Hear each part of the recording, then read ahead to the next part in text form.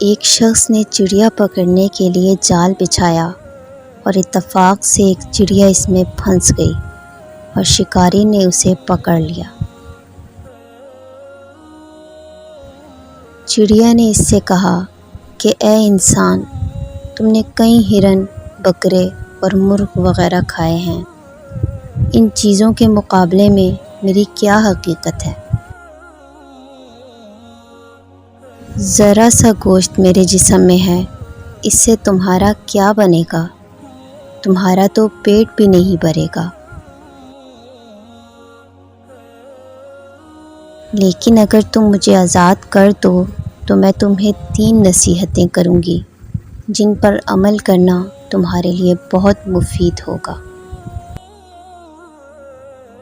ان میں سے ایک نصیحت تو میں ابھی کروں گی، جبکہ دوسری اس وقت جب تم مجھے چھوڑ دو گے اور جب میں دیوار پر جا بیٹھوں گی۔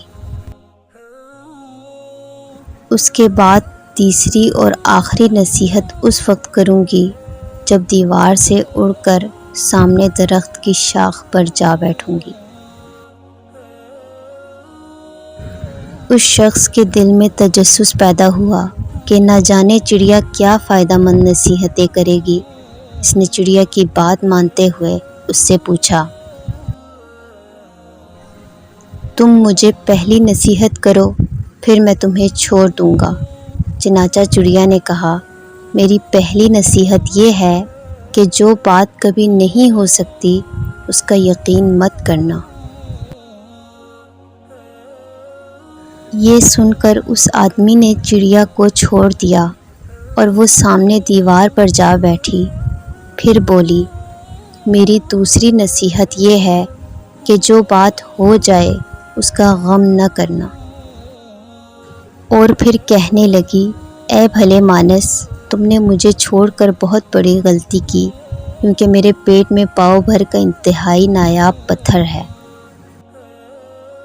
اگر تم مجھے ذبح کرتے اور میرے پیٹ سے اس موتی کو نکال لیتے تو اس کے فروخت کرنے سے تمہیں اس قدر دولت حاصل ہوتی کہ تمہارے آنے والی کئی نسلوں کے لیے کافی ہوتی اور تم بہت بڑے رئیس ہو جاتے۔ اس شخص نے جو یہ بات سنی تو لگا افسوس کرنے اور پچھتایا کہ اس چڑیا کو چھوڑ کر اپنی زندگی کی بہت بڑی غلطی کی۔ اگر اسے نہ چھوڑتا تو میری نسلیں سنور جاتی۔ چڑیا نے اسے اس طرح سوچ میں پڑے دیکھا تو اڑ کر درخت کی شاخ پر جا بیٹھی اور بولی، اے بھلے مانس، ابھی میں نے تمہیں پہلی نصیحت کی جسے تم بھول گئے، کہ جو بات نہ ہو سکنے والی ہو اس کا ہرگز یقین نہیں کرنا۔ لیکن تم نے میری اس بات کا اعتبار کر لیا کہ میں چھٹاک پر وزن رکھنے والی چڑیا اپنے پیٹ میں پاؤ وزن کا موتی رکھتی ہوں۔ کیا یہ ممکن ہے؟ میں نے تمہیں دوسری نصیحت یہ کی تھی کہ جو بات ہو جائے اس کا غم نہ کرنا، مگر تم نے دوسری نصیحت کا بھی کوئی اثر نہ لیا اور غم و افسوس میں مبتلا ہو گئے کہ خواہ مخواہ مجھے جانے دیا۔ تمہیں کوئی بھی نصیحت کرنا بالکل بیکار ہے۔ تم نے میری پہلی 2 نصیحتوں پہ کب عمل کیا کہ تیسری پر کرو گے؟ تم نصیحت کے قابل نہیں۔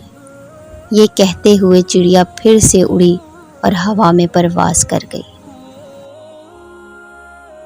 اور وہ شخص وہیں کھڑا چڑیا کی باتوں پر غور و فکر کرتے ہوئے سوچوں میں کھو گیا۔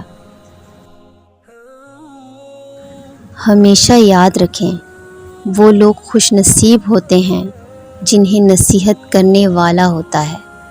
ہم اکثر خود کو عقل کل سمجھ کر اپنے مخلص دوستوں اور بزرگوں کی نصیحتوں پر کان نہیں دھرتے اور نقصان اٹھاتے ہیں۔